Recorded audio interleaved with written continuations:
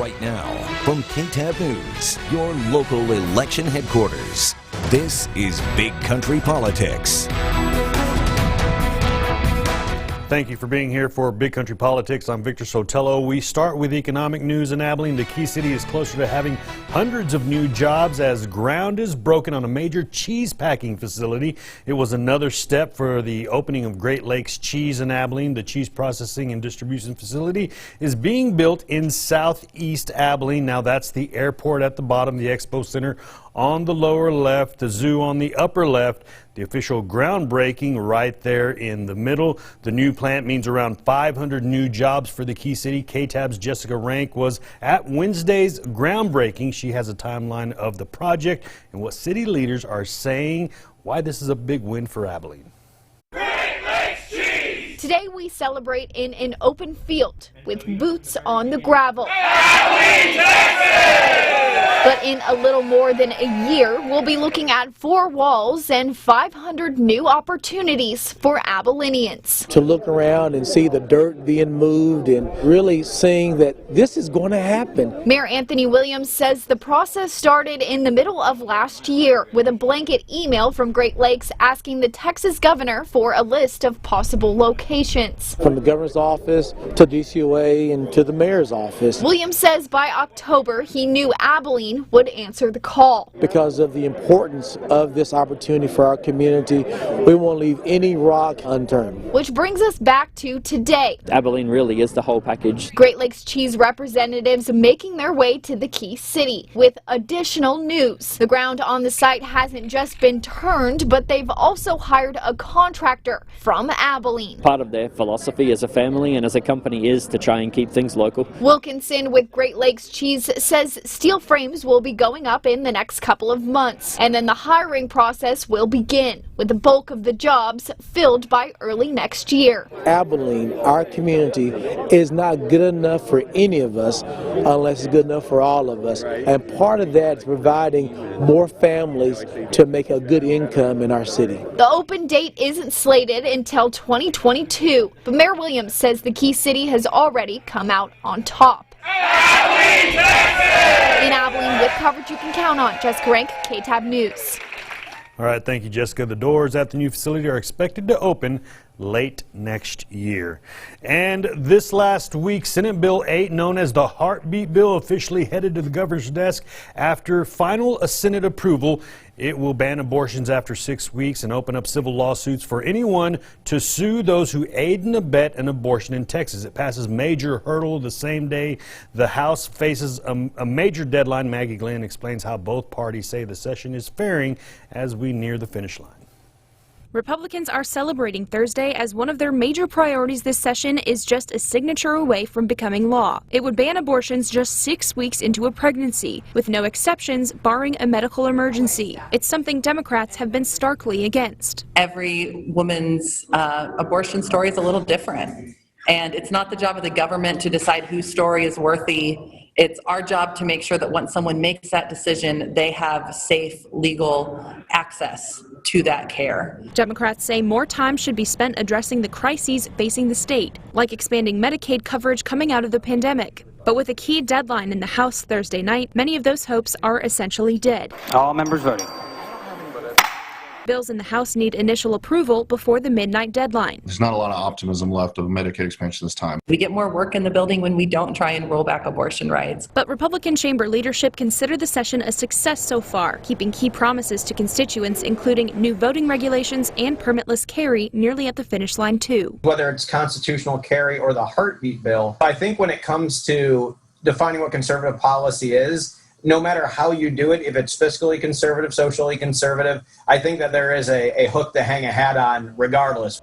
In Austin, with coverage you can count on, Maggie Glenn, KTAB News.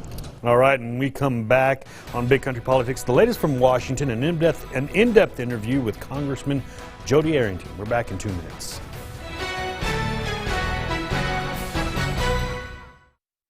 Big Country Politics on KTAB continues.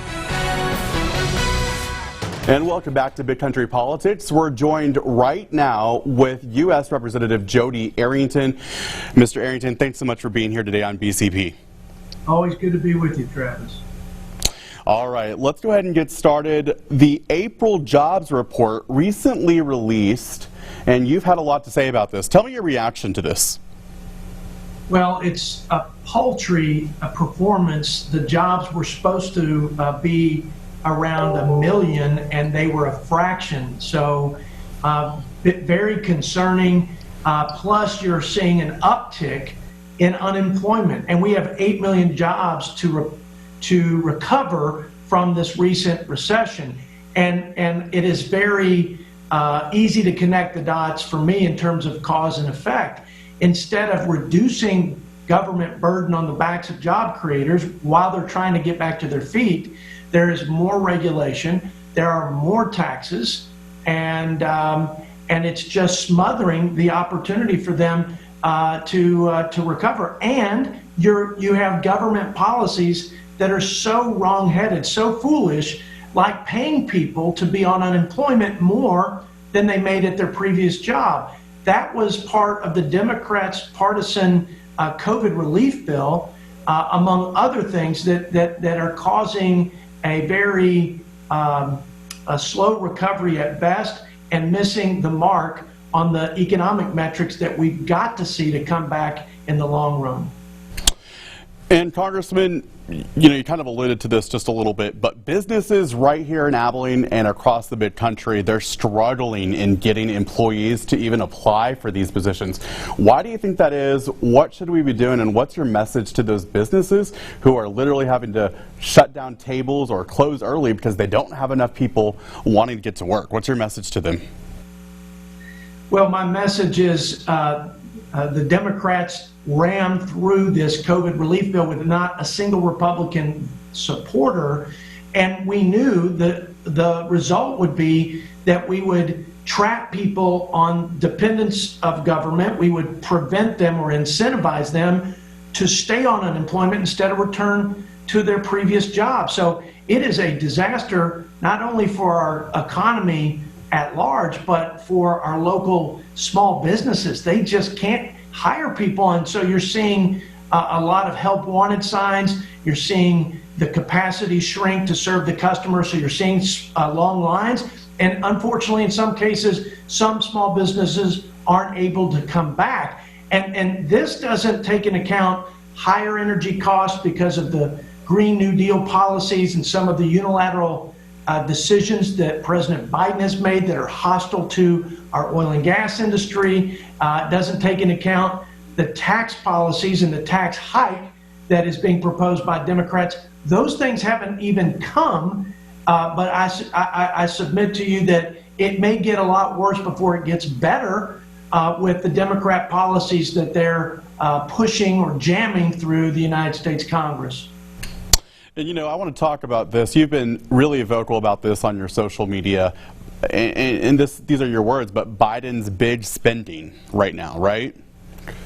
Oh, this president and this Democrat-controlled Congress, both House and Senate, are pushing through the largest expansion of government we've ever seen. It's the largest redistribution of wealth, and it is the biggest transfer of power from the people to their government. And nothing ever good comes of bigger government, concentration of power. Ultimately, it is the slippery slope of control and long-term socialism where we've lost our freedoms and we've lost that key ingredient that's made America the best country in the world and the most prosperous country.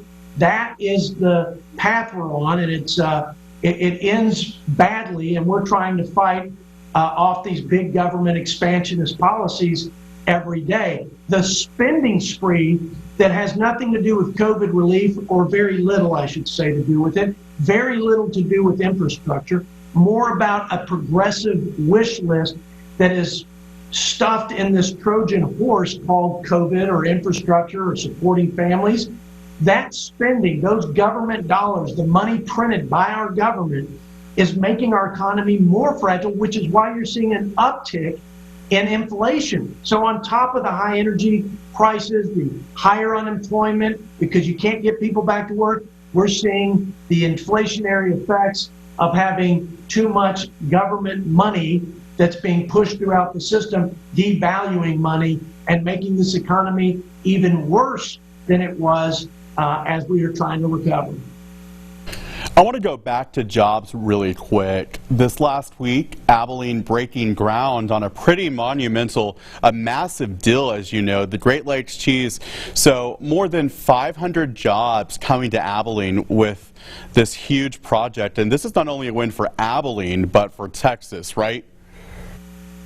Well, having the Great Lakes brand and their business, which is a premier food processing, cheese making, dairy-related business in West Texas is a tremendous honor, but it's also a big job creation. 50,000 on average, the salaries for the jobs, the 500 jobs that Great Lakes are bringing to the big country and to Abilene. But it makes sense. Abilene and West Texas is the food production capital of the world. And it's not just, cotton and cattle. We also have a huge presence of dairy operators. And so from the upstream production of dairy to the mid and downstream processing of value-added products like cheese, West Texas, as I've said, is the food, fuel, and fiber capital of the world. So we welcome them. I think it's a strategic, perfect strategic fit for them and for us, and we're excited that they're here and calling Abilene, Texas, part of their home. All right, very good. We're just getting started with our chat with Congressman Jodey Arrington. When we come back, we're talking Dyess Air Force Base and the border. We're back in 2 minutes.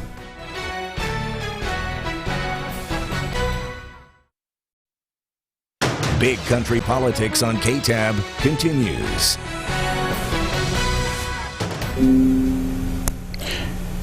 And welcome back to Big Country Politics, continuing our conversation with Congressman Jodey Arrington. I want to get right to Dyess Air Force Base. This is something that you've been very passionate about for the folks of the Big Country, and that's Dyess Air Force Base. And of course, the B-21 on the horizon. Can you tell us, are there any updates? I know you were in town this last month with the acting secretary. What's going on with the B-21? Well, I'm pleased to report that the B-21 project, developing it, ramping up where we would be flying the next generation bomber in the Big Country out of Dyess Air Force Base, is on time and on budget and enjoys tremendous support across the aisle and up and down Congress, and hopefully across the street there on Pennsylvania Avenue with President Biden, although I can't really speak for him. I can only say that things look good. We're trying to make that seamless transition from B-1 to B-21 so that there is the least disruption in the lives of our airmen and least disruption to our air arsenal and our national defense interests, and least impact on our economy. So we put some measures in place in the form of national defense authorization amendments that would sort of protect against the downside in that transition and ensure that we, in fact, have a steady movement from the old to the new without any disruption, again, on the operations there at the base. So I feel very good about it, and constantly getting updates and being before the top brass of the Air Force, so they know how important it is to me. But I can tell you it's every bit as important to them, because Dyess is the premier bomber base, which is why they named the best bomber base community after Dyess in the Abilene Trophy. So honored to represent Abilene and Dyess. Things are looking good, and the B-21 is on track. Moving now a little bit more south, you've been very vocal about the border, even taking trips down to the border as part of a delegation. What do you think needs to be done at our southern border? Well, what needs to be done is that we enforce the laws of the land, that we protect our sovereignty, that we prioritize the safety and security of the American people, none of which is being done with this administration. In fact, quite the opposite. Instead of holding people accountable who cross the border illegally, we are actually rewarding people by giving them countless services, by giving them a ticket to any place in the country, by not requiring they show up for their immigration hearing, so there's no notice to appear. It is absolute chaos at the border, and it's self-inflicted because of President Biden's border policies, which are really open border policies. And I think it's as a result of placating the left, the radical open border left, that has intimidated this new administration and even some of the mainstream Democrats in Congress. So it's sad, and I've heard from the people at the border how they feel abandoned by their federal government and the first job of the federal government, which is safety and security. And the flood of folks who are coming here really are victims as well, because the abuse and the the humanitarian issues that are going on with respect to the drug cartels who are controlling the border are just atrocious. And to listen to those folks who have been incentivized to come here and abused along the way, it's just horrible on all accounts and on all fronts, both security, public health, humanitarian, and again, this is something that this administration has brought on itself and our country because of its boneheaded policies. Moving now to term limits. You recently co-sponsored a proposal to have term limits for Congress. Why do you think there should be term limits? 6 years, right? So that means you would only have about 3 years left or so, 2 years? Well, number one, I'm for term limits because our founding fathers never envisioned members of Congress or elected officials in general to make careers out of their public service stint. They envision people coming to Washington, for example, and doing their job and passing good legislation and then going and living under that legislation.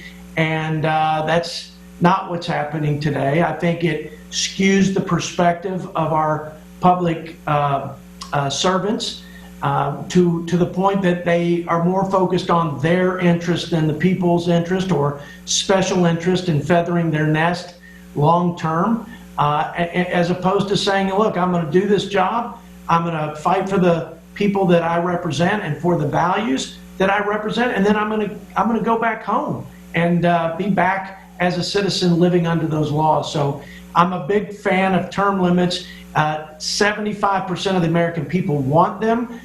They know that that's part of changing the broken culture of Washington.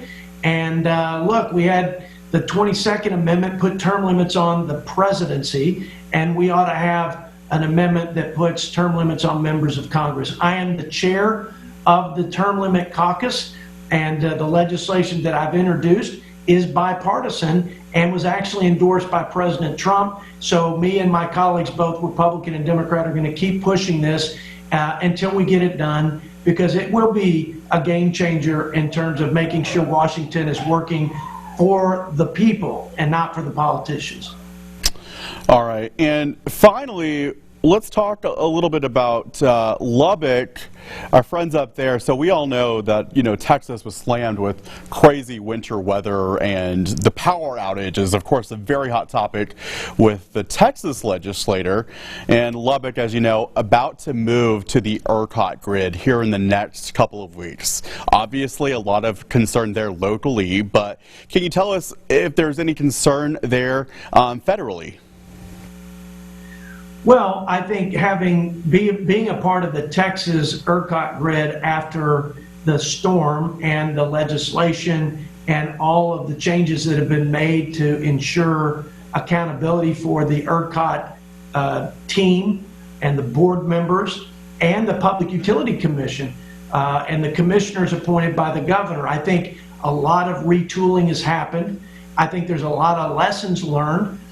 We have the most efficient and low-cost energy production, transmission, and utility for our citizens than any other place in the country. But we have to make sure that we have winterization plans and that we have safeguards in place for those 50-year, 100-year storms. So there's a balance between the cost and the investment, the cost that's passed to ratepayers for protecting against a 100-year storm, and making sure that those safeguards are in place so that we don't have the crisis that we all suffered through that affected our water supply. It did hundreds of millions of dollars in damage just to the ag economy alone. So I think that those precautions and provisions have all been considered, and it is a much stronger utility system and a much more resilient grid in the future as a result. So I don't have concerns about that. What I would have concerns about is the federal government and the federal regulators coming in to put additional regulations and mandates that would either force us to do something in terms of the sources of energy with respect to renewable that would increase cost, or overdo the regulations and consumer protections to the point that we'd have exorbitant cost. I want Texans to be in charge of the Texas energy grid, and I want those folks to be accountable to the citizens of Texas and to our elected officials. I think that has been retooled and recalibrated, and we're in a much stronger position. So I don't have the concerns I would have had prior to the decisions that have been made in this recent legislative session. Congressman Jodey Arrington, thank you so much for spending some time with us, and happy anniversary to you and Mrs. Arrington as well. Thank you so much. Very kind. Thank you so much, Travis. God bless and go West Texas. Big Country Politics continues right here.